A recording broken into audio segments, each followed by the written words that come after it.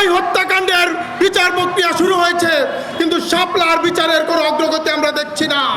শাপলার বিচারের অগ্রগতি আমরা দেখতে চাই।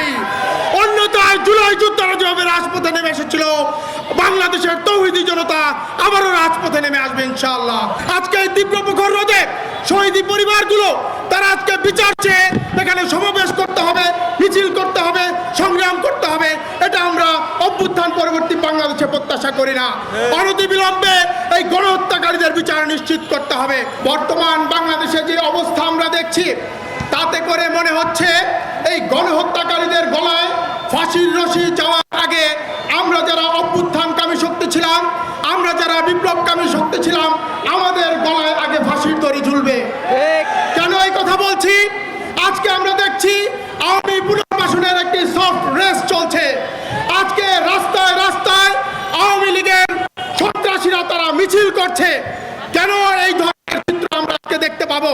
আজকে গণহত্যাকারীদের ফাঁসিতে ঝুলানো উচিত ছিল, মৃত্যুদণ্ড দেওয়া উচিত ছিল, গণহত্যাকারী সংগঠনকে নিষিদ্ধ করা উচিত ছিল, কিন্তু এই ধরনের চিত্র আমরা বাংলাদেশে প্রত্যাশা করি নাই।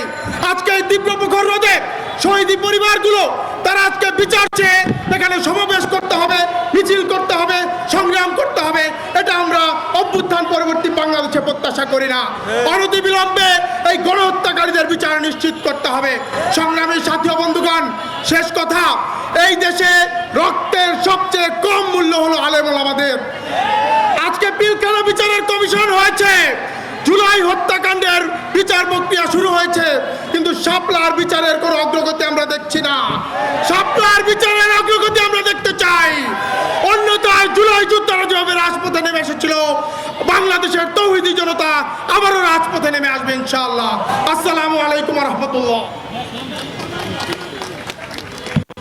আমরা নির্বাচিত হয়েছি, আমাদের উপরে জুলুমের খড়গটা নেমে এসেছে। প্রিয় উপস্থিতি, এই জমিনে কোনো স্বৈরশাসকের স্থান হয় নাই বেশি দিন। আপনারা সাক্ষী আছেন, এদেশে ৭৫-এর ১৫ই আগস্ট কেন ঘটেছিল। আমাদের শেখ মুজিবুর রহমানের স্বৈরশাসকের রূপান্তরিত হয়, শেখ মুজিবুর রহমান এই জমিনে স্থান করতে পারে নাই। আপনারা ৮৯-এর স্বৈরশাসক এরশাদের ভূমিকায় ছিল, এরশাদ জমিনে বেশি দিন টিকতে পারে নাই। এই জমিনে শেখ হাসিনা ২৪-এর গুণী হাসিনা স্বৈরশাসকের ভূমিকায়, সেই মুসলিমের ভূমিকায় অবতীর্ণ হয়েছে, সে এই দেশের জমিনে টিকতে পারে নাই।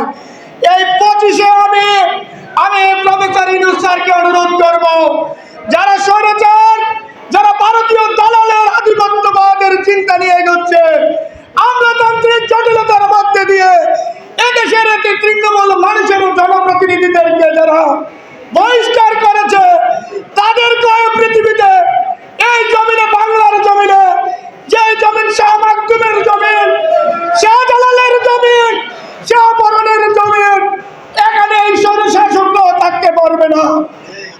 আমার শরীরে এখনো ৫০-৬০টা বুলেট আছে। আমি ধীরে ধীরে অসুস্থ হয়ে যাচ্ছি। প্রতিনিয়ত আমি ৩ তারিখ ২ তারিখে গুলি খেয়েছি। কোনো হসপিটাল কুমিল্লার জমিনে আমার চিকিৎসা করে নাই। আমার চিকিৎসা হয়েছিল আমার বাসায়, আমার এক আত্মীয়র বাসায়। আমরা অসংখ্য ভাই বুলেট খেয়েছি, আমাদের বিচার হয় না। আমার সন্তানকে ফেলে দেওয়া হয়েছে। আমরা যার জন্য সংগ্রাম করেছিলাম, যেই সত্য এবং ন্যায় ইনসাফের জন্য সংগ্রাম করেছিলাম, আমরাই বড় আঘাতপ্রাপ্ত হয়েছি। আমাদের কাছে এই খুনিরা, আমাদের উপরে যারা স্বৈরশাসকের দোষররা, তিনটা আমাদেরকে নিক্ষেপ করেছে। আমি যারা এখানে অতিথিবৃন্দরা আছেন, আপনারা প্রিয় অতিথিবৃন্দদেরকে অনুরোধ করব, যারা প্রিয় টকশো ব্যক্তিত্ব আছেন, সরোয়ার তুষার ভাই, আমাদের ব্যারিস্টার ফুয়াদ ভাই সহ যারা হাদি ভাইরা এসেছেন, আপনারা বিষয়গুলো আপনারা প্রোডাকশনে উপস্থাপন করেন। আমি ভাইদেরকে বলবো, এই রাজপথ কখনো বেইমানি করে না, হতাশ হবেন না। মুমিনেরা কখনো হতাশ হতে পারে না। আমরা রাজপথে আমাদের দাবি আদায় করে ছাড়বো। এই জমিন আমাদের, এই জমিন শাহজালালের, এই জমিন হযরত শাহপরানের। আমরা এখান থেকে কোনোদিন আপোষ দিয়ে আমরা আমাদের সুফল নিয়ে ফিরে যাব। আমরা চাই, আমরা আগামী যে কর্মসূচি দেব, আমাদের সভাপতি ঘোষণা করবেন। আগামী 15 দিনের মধ্যে আমাদের চূড়ান্ত একটি লড়াই আমরা ডাক দিব। সেখানে ঢাকার অভিমুখে, সচিবালয়ের অভিমুখে আমরা যাত্রা করব। সেখানে থাকবো কাপড়ের কাপড়, যে কাপড় নিয়ে আমরা জুলাই অভ্যুত্থানের জন্য রাজপথ ঘেরাও করেছিলাম। আমাদের দাবি একটাই, আমরা ফ্যাসিবাদের বিরুদ্ধে ছিলাম, এখনো আছি, আগামী দিনেও থাকবো। আমাদের দাবি যতক্ষণ আদায় না হয়, আমাদেরকে কোনো বুলেট বোমা আমাদেরকে পরাভূত করতে পারবে না ইনশাআল্লাহ।